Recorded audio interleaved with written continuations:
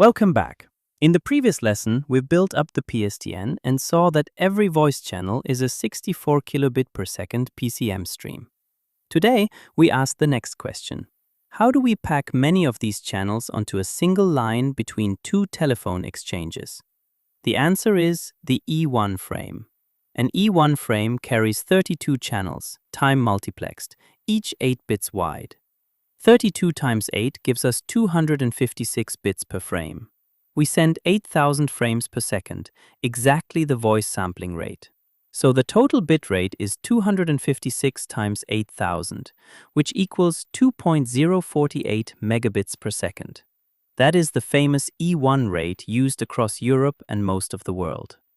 Channel 0 is reserved for synchronization, channel 16 for signaling, and the remaining 30 channels carry actual voice traffic. The E1 is just the bottom level of a much taller hierarchy called the CEPT hierarchy, or E-carrier system. Above the E1 sits the E2, which bundles 4 E1s plus a small overhead, giving 8.448 megabits per second and 120 voice channels. Above that, the E3 combines 4 E2s for 34 megabits per second and 480 channels. The E4 packs 4 E3s into 140 megabits per second and 1,920 channels. And the E5, the top of the European hierarchy, carries 565 megabits per second and almost 8,000 voice channels. North America uses a different ladder called the T-carrier system, where T1 is 1.544 megabits per second with 24 channels. But the principle of stacking lower levels into higher ones is the same. Now, the word plesiochronous deserves attention.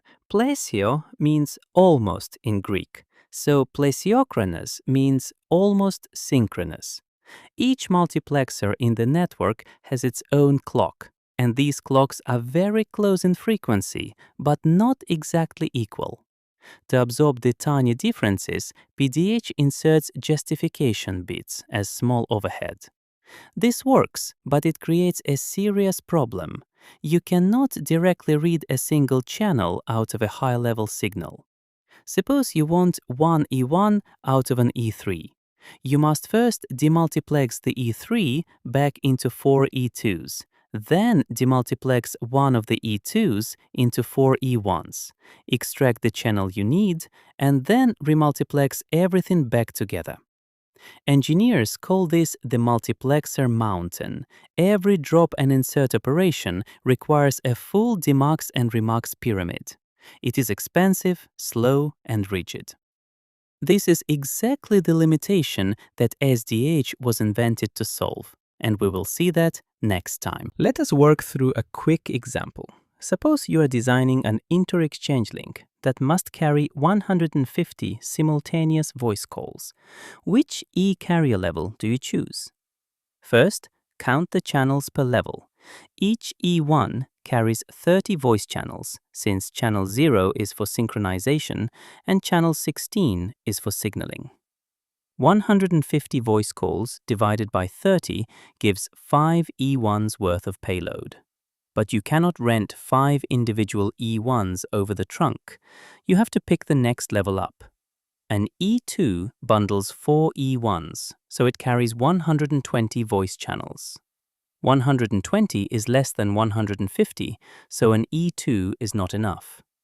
An E3 bundles 16 E1s, so it carries 480 voice channels and runs at 34 megabits per second. 480 is comfortably more than 150, so the E3 is the right choice. The 150 active voice channels live inside 5 of the 16 E1 slots, and the remaining 11 slots are reserved for growth or for other services. Notice the design rule. You always size for channels, not just for raw bit rate, and you pick the lowest level that exceeds your demand. Let us summarize. PDH bundles 64 kilobit voice channels into the E1 frame. 32 channels at 2.048 megabits.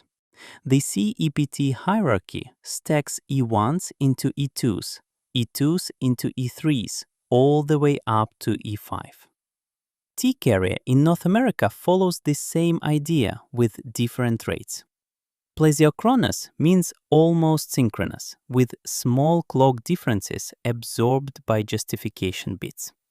The big drawback is the multiplexer mountain.